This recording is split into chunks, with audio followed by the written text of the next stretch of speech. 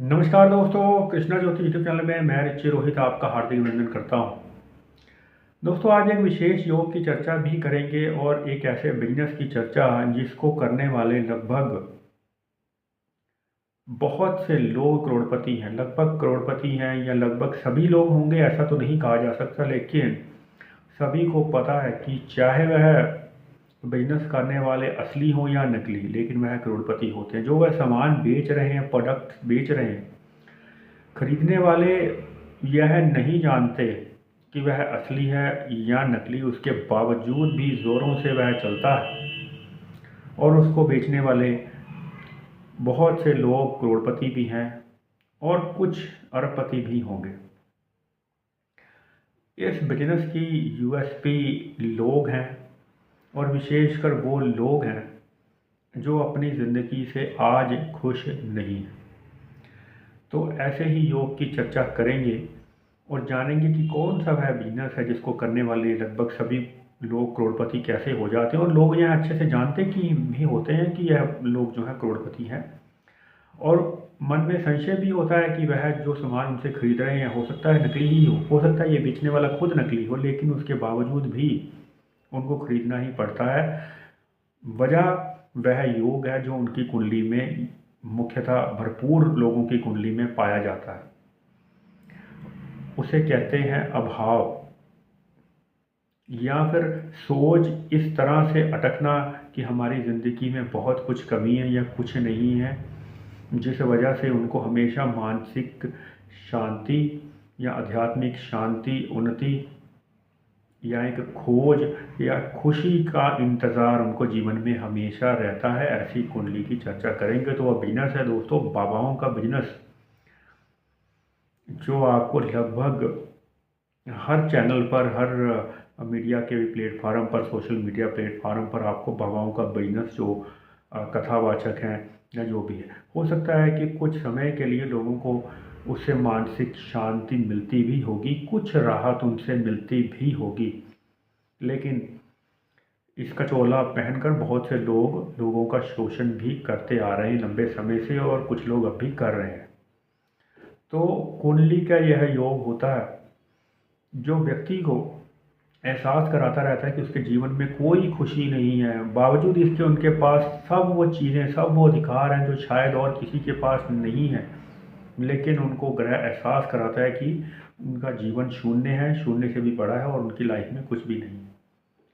तो ऐसे ही कुछ खास योग की चर्चा करेंगे दोस्तों। जब लग्नेश छठे, 8वें, 12वें भाव में यदि या कहीं भी विशेषकर यदि लग्नेश खुद नीच अवस्था में आ जाए 11वें भाव को छोड़कर, तो व्यक्ति जो है अपने जीवन में ऐसी चीज़ें, ऐसा क्षेत्र खोजता है जहाँ पर वह पिछड़ा हुआ है या उनकी लाइफ में अभाव है। पूरा फोकस, पूरा उसका ध्यान, उसकी ऊर्जा वहीं केंद्रित होकर रह जाती है कि उसकी लाइफ में कुछ नहीं। अब एक सिंपल सी बात है कि अगर किसी की मैरिज किसी वजह से डिले हो जाती है, मान लो धनु लगन की कुंडली और लगन का जो ओनर है सेकंड भाव में, दूसरे भाव में नीच राशि में बैठ जाए, तो उनको लगता है कि उनके जीवन में कोई खुशी नहीं है, कोई रिश्तेदार उनसे अच्छे से बात नहीं कर रहा, वो जीवन में है क्यों। इस प्रकार की सोच उनके माइंड पर हैवी होने लगती है और कई बार वह डिप्रेशन का शिकार भी हो जाते हैं। शनि राहु की युति यदि केंद्र में किसी के हो जाती है तो बहुत ज़्यादा दिक्कतों का सामना उस व्यक्ति को करना पड़ता है और अभाव उनको बहुत ज़्यादा दिखने लगते हैं अपनी लाइफ में।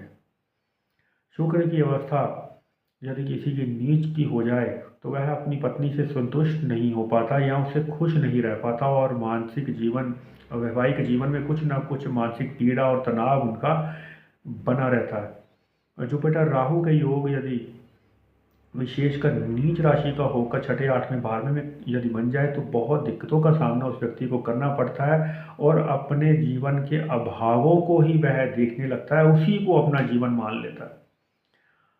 तो ज़रूरत है इन योगों को ओवरकम करके अध्यात्म के ज़रिए, वैदिक रेमेडी के ज़रिए उसको ठीक किया जा सकता है, ताकि आप ऐसा ना सोचें कि यही आपकी ज़िंदगी है, यही आपकी लाइफ है।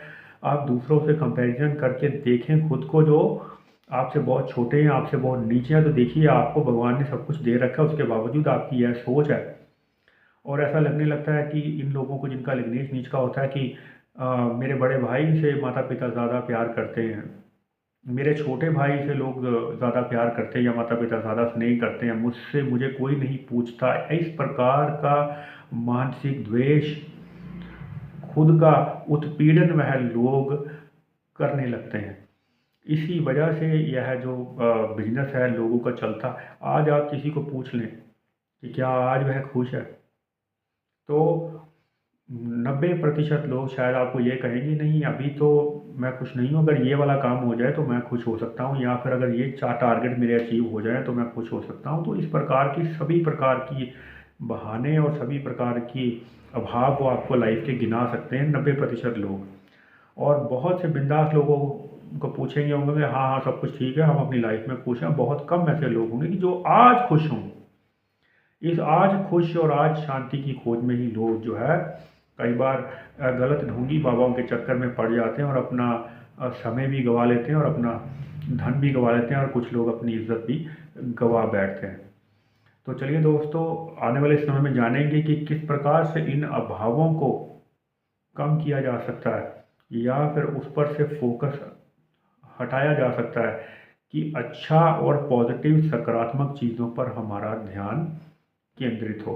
तब तक के लिए नमस्कार दोस्तों, जय श्री कृष्ण।